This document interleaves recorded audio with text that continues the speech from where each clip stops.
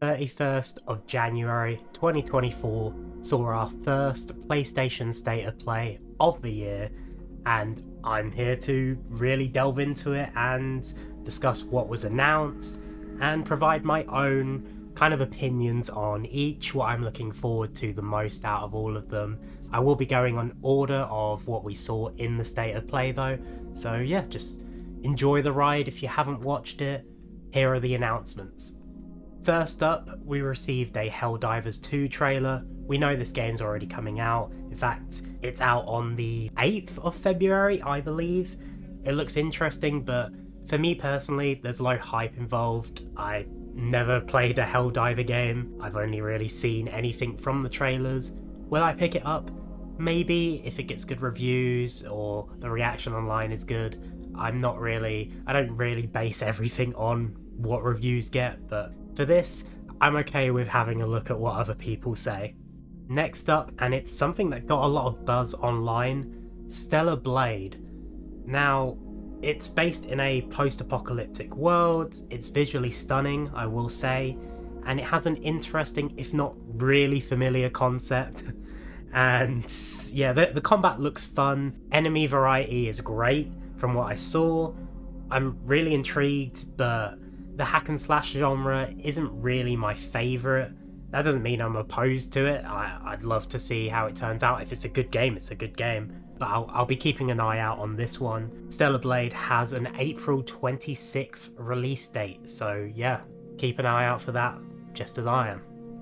Now the next one, I'm very excited for. If you've watched the channel at all from the past, maybe you would know we had a bit of a running Sonic joke. What's your favourite Sonic game at one point when bad things will happen? Well, Sonic Generations is one of my favourite Sonic games, and we are seeing a remaster of that, Sonic X Shadow Generations.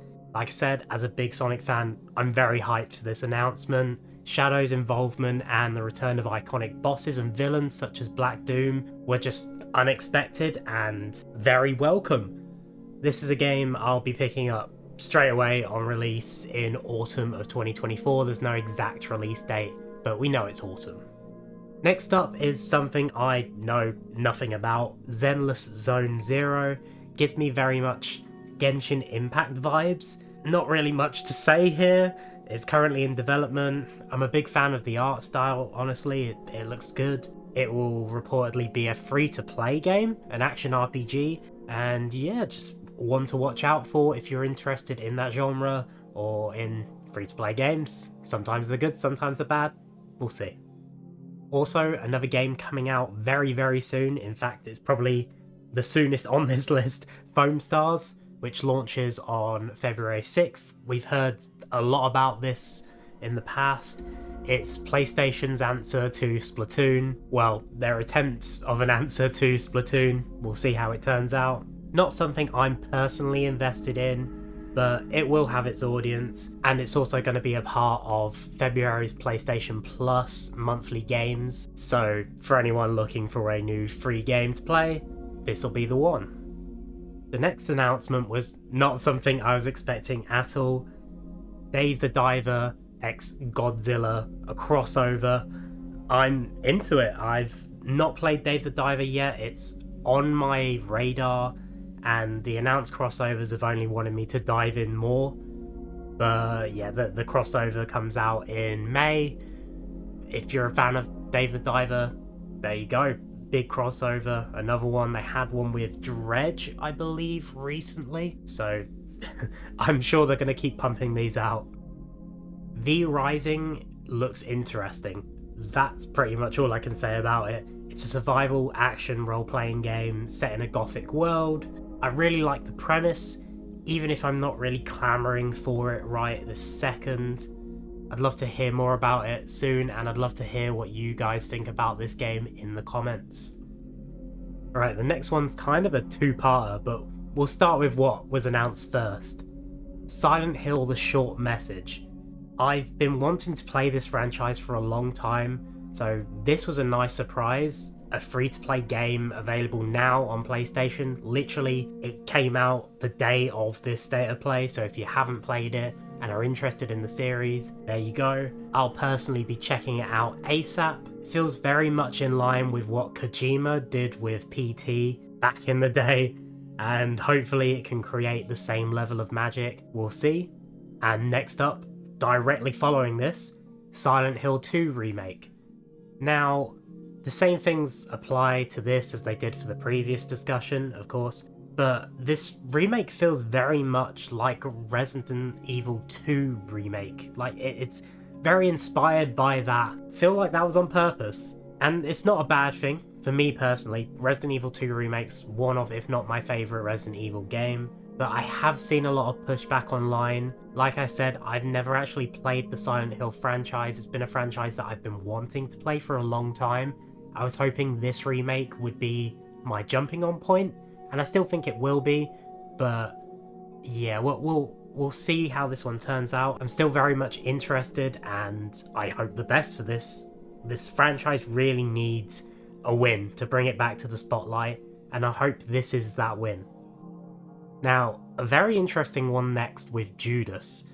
The BioShock games are some of the best in all of gaming, so I can't wait to see what these developers do with this game, you know, how they deliver that same level of enjoyment that I got from playing the BioShock games. Of course, it's not exactly the same team or whatever, it's a lot of the older creators, but I'm just interested. That's all I can really say. It looks fantastic visually, very in line with how BioShock really looks and feels, and yeah, it's definitely one I'll be watching out for.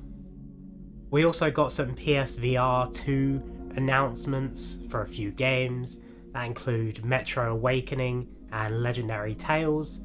I'm not a big VR gamer, don't personally own one, so I won't comment too much on this, I guess, but there's definitely some great games to keep a lookout for if you are a VR owner or interested in getting into VR. Dragon's Dogma 2, I've said it before and I'll say it again, I'm excited to play this one. I won't be hopping on day one, but that's just because I want to play the first one first, and there's just too many games coming out. Persona 3, Final Fantasy, just a lot of games before that. But the game does look incredible, and I'm hoping it really does live up to the hype. Now we also have Rise of Ronin, which is interestingly coming out at the same time as Dragon's Dogma 2 on March 22nd, so keep that in mind. There's been a lot of hype surrounding this game. I'm not sure how controversial of an opinion this is, so I'm sorry if I offend anyone, but watching this trailer really gave me big Assassin's Creed vibes, with slightly better map traversal, I guess. But yeah, that's not necessarily a negative. I'm a big Assassin's Creed fan. There's a lot to like there, and it borrows a lot from other games as well and does its own thing. But I can't say I'm just blown away by it. Didn't really look incredible, and I know we can't judge every game by, wow, it looks incredible, I need to buy. Like, some games surprise us, and this could surprise me, but for the hype that I've been seeing surrounding this game, I'm not that all drawn in, you know? It'll be interesting to see the online reaction to this, and especially closer to release. So yeah, I'll be watching this one, but it's not a day one buy for me just yet. Bit of a surprise one. I think we may have heard something about this before, but I didn't expect it here. An Until Dawn remaster. I'm a big fan of Supermassive games, and Until Dawn still stands apart as the best game in their catalogue. I don't think they've done better since, and that's not to say they've done badly. They peaked very early, we'll say that. A remaster is very welcome, though I hope they cater to those who already bought the PS4 version back in the day and have an option for like a £10, $10 upgrade like most of these big games have been doing, like The Last of Us recently. And yeah, I hope they don't force a full-blown release, because I don't think I'd be picking that up. I feel like that would be a bit of a waste. But I am interested and would love to hop back into this game. Finally, we're diving into the Kojima world, the biggest game on this list, which is Death Stranding 2. It really wouldn't be a PlayStation State of Play without some form of mention or inclusion of Hideo Kojima. And yeah, we got Death Stranding 2, which just looks crazier than ever. It was about a 9-minute trailer for this, so it took up a good chunk of the state of play. The first game was one of the most interesting experiences I've ever had with a video game, and it had an excellent story to boot. I recommend anyone go and play it. You know, you might not like the first few hours. It's very slow, but if you can deal with a lack of like real action, it's very much a walking simulator for the first few hours, but it really builds and grows, and that's the point. You know, it shows how things change. Kojima has this sort of understanding of how to turn video games into art, and the Death Stranding series is one of the most artistically creative series I've ever witnessed. It's very hard to put into words how I feel watching one of these trailers. I'm a big Kojima fan. I can't say I'm a massive fanboy, but I love Metal Gear Solid, I've loved Death Stranding, I'm following everything he does. He's one of the most interesting people in the industry, and I can't say he's ever done anything I've disliked. So this game just promises to be even more insane than the first, and I'm looking forward to seeing how Kojima innovates with this entry, how it's so different to the first one, because it feels different while also remaining similar, I guess, you know, within concept. But I know from the director's cut of the first game that Kojima has a lot of ideas that he wants to play with, and I have a feeling this is not going to be any different. Like, he's going to follow that wants to be different kind of mindset, and I really respect it. This for me is an easy day one pickup in 2025. That's when it's supposedly going to be released. We'll see. But yeah, I can't wait for this. As I said, play Death Stranding if you haven't, and, you know, maybe give it a chance. It's not for everyone. Maybe look up the cutscenes online. I don't know. I feel like the game needs to be experienced though, just because of how crazy it is.